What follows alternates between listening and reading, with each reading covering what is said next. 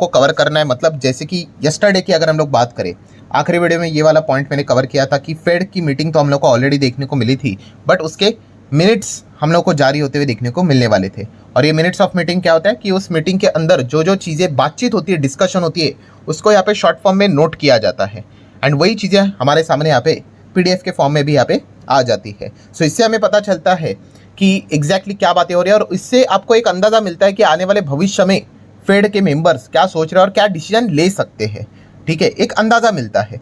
So recently हम लोगों ने देखा था फेड ने कोई भी रेट में चेंजेस यहाँ पे नहीं किए थे एंड मिनट्स ऑफ मीटिंग की अगर हम लोग बात करें तो इसकी समरी में आप लोगों को इन शॉर्ट बताना चाहूँगा कि जो बातचीत हम लोग को होते हुए देखने को मिल रही है उसमें ये बातें बोली गई है कि यस, इन्फ्लेशन को लेकर वो बहुत ज़्यादा चिंता में है। फेड के जितने भी मेंबर हैं, ठीक है, उनकी हम बात कर रहे हैं और इसके पीछे का रीज़न आपको पता ही है क्यों इन्फ्लेशन को लेकर अमेरिका वाले चिंता में है। बहुत सिंपल सा गणित है, just because of Donald Trump और उनकी पॉलिसीज़, उनकी रणनीति।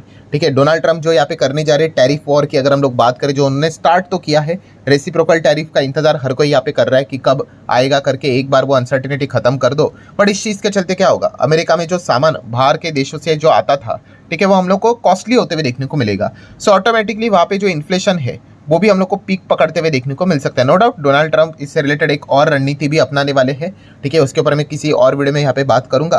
बट इस चीज़ के चलते इतना हायर अनसर्टेनिटी है, इन्फ्लेशन बढ़ने का खतरा है एंड रिसेंटली हम लोगों ने देखा था कि अमेरिका में जो इन्फ्लेशन का डेटा है जो आया था, CPI का आंकड़ा वापस 3% तक चला गया।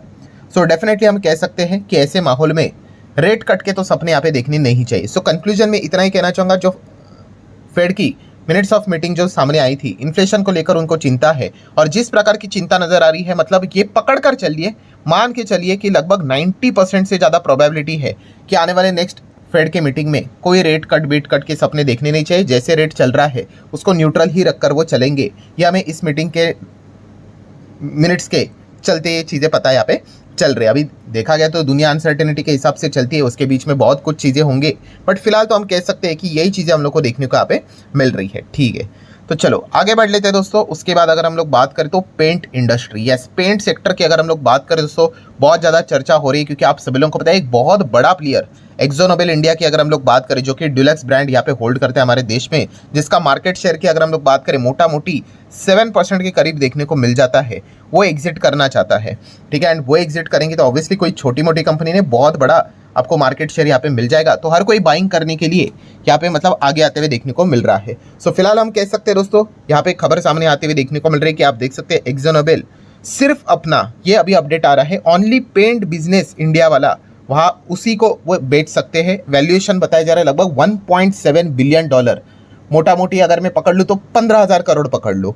ठीक है, इतने में वो अपना यहाँ पे बिजनेस को बेचने की कोशिश यहाँ पे कर रहे हैं, रिपोर्ट के जरिए ऐसा बताया जा रहा है। ठीक है, and Pidilite, JSW paint, Indigo paint भी हम लोग को सेकेंड राउंड में इंटर करते हुए देखने को यहाँ पे मिल चुके हैं। ठीक है, तो ये फिलहाल तो पॉइंट्स देखने को मिल रहे हैं। बीच में अभी अगर हम लोग बात करें दोस्तों, तो अभी ये $1.7 बिलियन देखने को मिल रहा है। अभी रिसेंटली इसके पहले भी आपको पता है मैं बार बार आपको अपडेट्स आपके सामने लाते रहता हूँ, तो पहले जो डिमांड किया गया था इन्होंने वैल्यूएशन के चलते अगर मैं बात करूँ तो आप चेक कर सकते हो कि अर्लियर वैल्यूएशन का डिमांड था लगभग अप टू $2 बिलियन, तो वहां से हम कह सकते हैं उन्होंने कम कर दिया वैल्यूएशन $1.7 बिलियन तक का।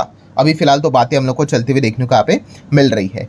ठीक है, तो ये एक चीज़ नज़र आ रही है। एंड अभी आपने जैसे कि पढ़ा होगा कि बोला गया कि सिर्फ पेंट के बिजनेस के ही बेचने की बात कर रही है, तो कौन सा दूसरा बिजनेस है जिसको वो रिटर्न करेंगे। तो आप देख सकते हैं यहाँ पे इंडस्ट्रियल कोटिंग, ये जो बिजनेस है दोस्तों, उसको वो नहीं बेचेंगे, ऐसा रिपोर्ट के जरिए अभी पता है फिलहाल तो यहाँ पे चल रहा है। ठीक है, तो ये एक पॉइंट हम लोग को देखने को मिल रहा है। देन सेकेंड राउंड के अपडेट्स की अगर मैं बात करूं तो पीडीलाइट सोलो जाएगा, अकेला जाएगा, ऐसी खबरें सामने आ रही है।